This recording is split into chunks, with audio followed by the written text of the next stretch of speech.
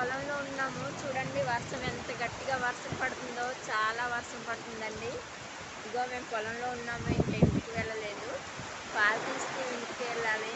ఈ వర్షం ఎప్పుడు తగ్గుద్దో మరి చూస్తున్నాము. వర్షం తగ్గాక వెళ్దామని చెప్పేసి ఇగో చూడండి.